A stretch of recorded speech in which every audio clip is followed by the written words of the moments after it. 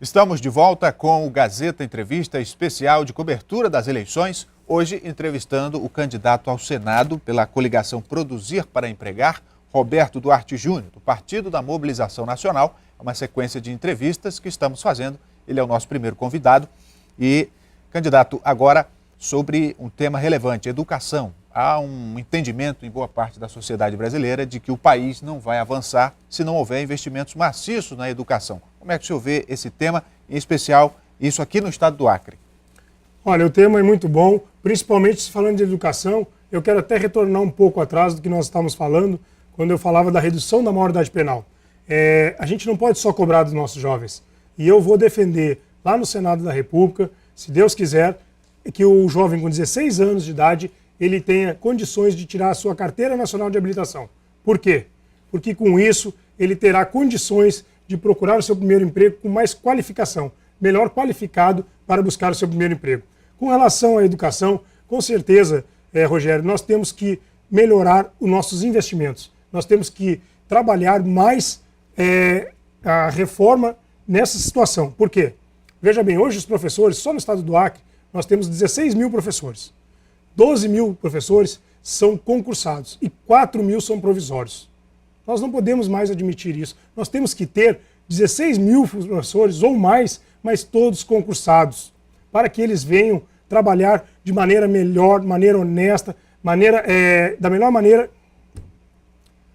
maneira que ele possa ensinar com tranquilidade e propriedade os seus alunos. Candidato, em relação à questão política, um senador, ele hoje tanto faz ser do estado do Acre como de qualquer outro estado brasileiro. Ele tem o mesmo peso político, tendo em vista que cada unidade da federação tem 3 senadores que representam o estado. E os grandes temas nacionais são discutidos no Senado da República. E como é que o senhor vê o papel de um senador para enfrentar essa pressão que vem de toda a sociedade, a cobrança que é normal, e sobretudo para dar respostas que atendam aos anseios da população, pegando como parâmetro as manifestações do ano passado, de junho de 2013, que marcaram a vida política brasileira. Como é que o senhor pretende se posicionar, até porque o senhor está entrando agora na política? Justamente, a gente vem como uma opção do novo na política, porque eu nunca disputei nenhum cargo eletivo, então me coloco como novo nessa eleição. E é justamente isso que a nossa sociedade anseia. A nossa sociedade hoje anseia mudança, anseia pelo novo. Ele quer acabar com a velha política para trazer pessoas novas, ideias novas, para que não aconteçam mais aquelas reivindicações que aconteceram em junho e julho do ano passado, com aquela questão do dia do basta e tudo mais, porque a população, o nosso povo, não aguenta mais tanta corrupção, tanta desonestidade, tanta deslealdade dos políticos para com a própria população. Eu muitas das vezes tenho visitado aos eleitores e conversado, e muitas das vezes eles têm dito para mim: agora o senhor está retornando aqui, depois de 4 anos, o senhor só aparece aqui de 4 em 4 anos, e é isso aí que nós temos que acabar. E eu digo a eles o seguinte, que eu nunca estive lá, porque eu nunca concorri a um cargo eletivo, mas comigo será diferente. Eu estarei lá, não só de 4 em 4 anos, mas como todos os anos e todos os meses do ano, para participar efetivamente da vida pública, da sociedade da qual eu convivo, para saber quais são os anseios dela, para que a gente possa lutar lá no Senado da República, no nível do Congresso Nacional, para fazer o que a nossa sociedade tanto precisa. Candidato, há um descrédito generalizado da população para com a classe política. E nós estamos também colocando aqui nas nossas entrevistas perguntas dos internautas, justamente para dar oportunidade dos eleitores se manifestarem. E nós temos uma pergunta que está nessa linha. É uma pergunta que veio através da nossa página na internet. O senhor considera que as eleições no Brasil, da maneira como são promovidas e realizadas, significam de fato uma democracia? Veja bem, o voto direto e secreto, ela é democrático. O que acontece é que muitas das vezes a iniciativa privada se envolve muito na democracia. Então é por isso que nós necessitamos fazer a reforma política do país, para mudar algumas regras que existem hoje. Mas a democracia existe. Como o senhor poderia inibir essa participação da iniciativa privada nas eleições? Um dos projetos que tem lá no Congresso Nacional e que se discute muito agora com relação à reforma política é o financiamento público de campanha. Mas o Caixa 2 não continuaria existindo, candidato? Dependendo da fiscalização da nossa justiça, de forma nenhuma aconteceria. Hoje mesmo, nós podemos coibir e muito isso. Só precisamos de mais efetividade, tanto dos nossos órgãos públicos, mais precisamente do Ministério Público Eleitoral, dos juízes eleitorais, para coibirem esse Caixa 2, esse abuso de poder, esse abuso do dinheiro contra aqueles que possuem menos. E, em relação a esse tema, muito já se discutiu no país e até agora a reforma política não avançou. O único avanço razoável que tivemos foi a lei da ficha limpa, que começou a valer em 2012, mas que veio de uma iniciativa popular, com assinaturas da população. E o senhor acha que, defendendo essa bandeira, não estaria indo contra o status quo, ou seja, contra a realidade que já está estabelecida lá no Senado? Não, de forma alguma. Nós vamos trabalhar pela reforma política efetivamente. Nós vamos trabalhar para que ela venha a ocorrer mesmo. A lei da ficha limpa foi maravilhosa para o nosso país. Que veio da iniciativa popular. Infelizmente, por quê? Porque os políticos que lá estão e que lá sempre estiveram, nunca tiveram essa iniciativa. Por isso que nós precisamos de pessoas novas, de pessoas competentes e que tenham ideias e projetos novos para a nossa população.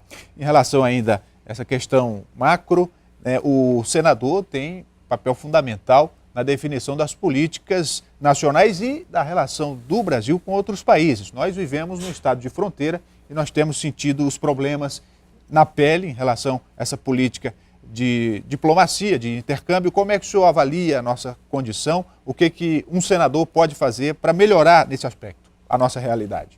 Olha, nós sabemos que aqui nós fazemos fronteira com o Peru e com a Bolívia, que, por exemplo, são os dois maiores produtores de drogas no mundo.